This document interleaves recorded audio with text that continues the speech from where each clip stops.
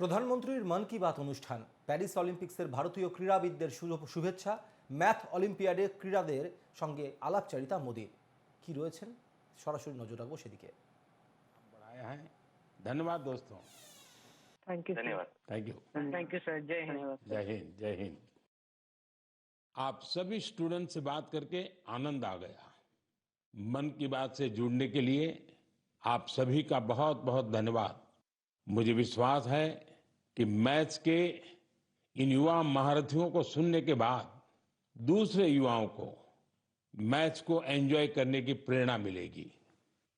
मेरे प्यारे देशवासियों, मन की बात में अब मैं उस विषय को साझा करना चाहता हूं जिसे सुनकर हर भारतवासी का सिर गर्व से ऊंचा हो जाएगा।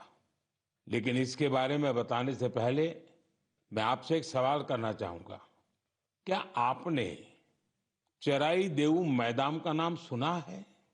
अगर नहीं सुना तो अब आप ये नाम बार बार सुनेंगे और बड़े उत्साह से दूसरों को बताएंगे। असम के चराई देऊ मैदान को यूनेस्को वर्ल्ड हेरिटेज साइट में शामिल किया जा रहा है। इस लिस्ट में यह भारत की 43वीं लेकिन नॉर्थ ईस्ट की पहली साइट होगी। साथियों, आपके मन में ये सवाल जरूर आ रहा होगा कि चराई देऊ मैदान आखिर है क्या और ये इतना खास क्यों है? चराई देऊ का मतलब है shining city on the hills, यानी पहाड़ी पर एक चमकता शहर। ये अहोम राजवंश की पहली राजधानी थी। अहोम राजवंश के लोग अपने पूर्वजों के शव और इनकी कीमती चीजों को पारंपरिक रूप से मैदान में रखते थे।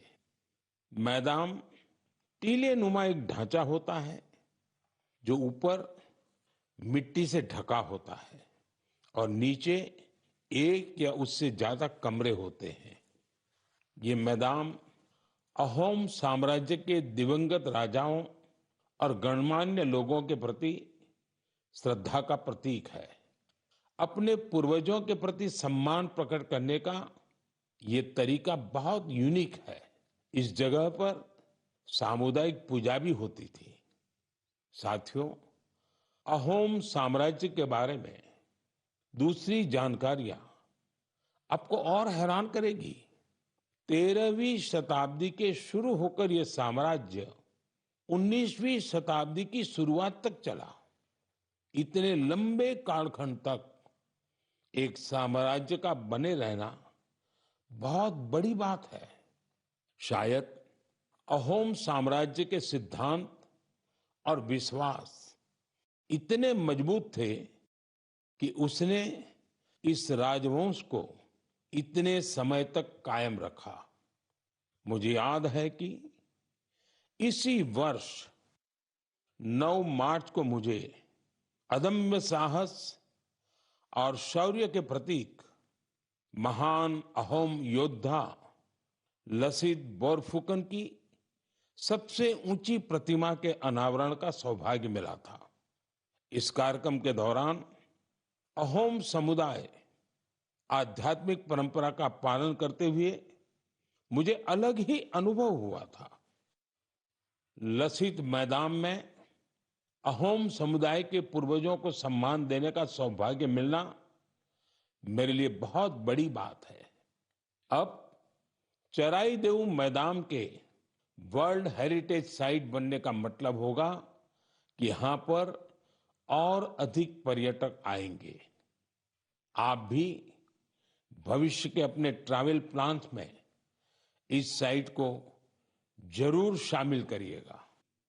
साथियों, अपनी संस्कृति पर गौरव करते हुए ही कोई देश आगे बढ़ सकता है। भारत में भी इस तरह के बहुत सारे प्रयास हो रहे हैं। ऐसा ही एक प्रयास है प्रोजेक्ट परी। अब आप परी सुनकर कंफ्यूज मत होइएगा। ये परी स्वर्ग की कल्पना से नहीं जुड़ी, बल्कि धरती को स्वर्ग बना रही है।